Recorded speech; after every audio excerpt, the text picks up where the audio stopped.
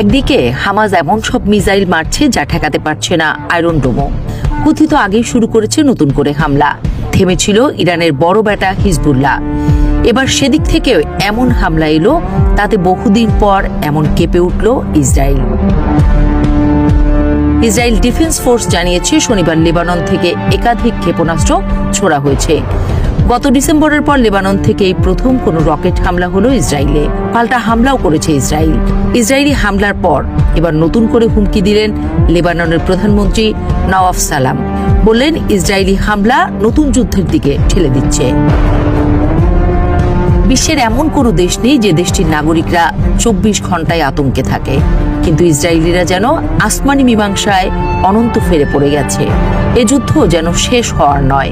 মাঝখানে বেশ কয়েকদিনের যুদ্ধবিরতিতে স্বস্তির নিঃশ্বাস ফেলেছিল পুরো বিশ্ব, কিন্তু সুখে থাকতে ভূতে কিলায় যেন ইসরায়েলকে।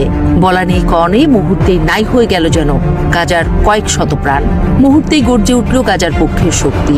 কাঁধে কাঁধ মিলিয়ে মিসাইলের ফোয়ারা ছোটাচ্ছে তারা ইসরায়েলের দিকে। একদিকে সামলাতে গেলে অন্যদিক হয়ে পড়ছে অরক্ষিত। শুরু হয়ে যাচ্ছে দৌড়াদৌড়ি, বাজছে হৃদয় বিদীর্ণ করা সেই সাইরেন। এসবের মধ্যে কে যেন নেতানিয়াহুর কানের কাছে ফিসফিস করে বলে, শান্তিতে থাকতে তো ভালো লাগলো না, এবার ঠেলা সামলাও ইসরায়েল।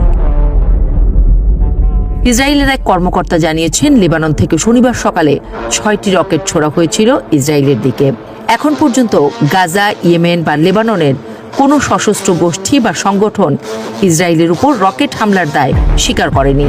এখন প্রশ্ন হচ্ছে, কে তাহলে হামলা করলো ইসরায়েলে? হামাস, হুথি হামলার দায় স্বীকার করতে দেরি করে না। হিজবুল্লাহ স্বীকার করে আরো জোরে সোরে। কিন্তু এবারের হামলাটা কে করলো তাহলে? বিশ্লেষকরা বলছেন, ইসরায়েল কি তাহলে পেয়ে গেল নতুন শত্রুর দেখা? এরা আবার কে? কারা আবার গাজার শোকে কাতর হয়ে ঝাঁপিয়ে পড়েছে নেতানিয়াহুদের কাঁধে? অর্থাৎ যুদ্ধের মাত্রা এবার বাড়তেই যাচ্ছে বলে মত সমরবিদদের।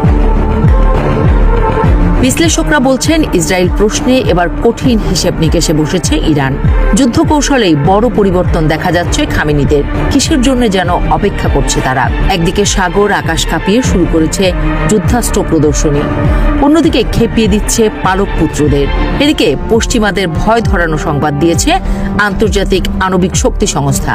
সংস্থাটি বলছে, ইরান 6টি পারমাণবিক বোমা তৈরির পর্যায়ে পৌঁছে গেছে। সংস্থাটির মতে, ইরানের হাতে বর্তমানে 250 কেজি ইউরেনিয়াম রয়েছে, যা থেকে 6টি পারমাণবিক বোমা তৈরি করা সম্ভব। ফলে ইরানে হামলার ক্ষেত্রে যেমন ভাবতে হচ্ছে ইসরায়েলগণদের, সেটা হচ্ছে ইরানের ক্ষেত্রেও।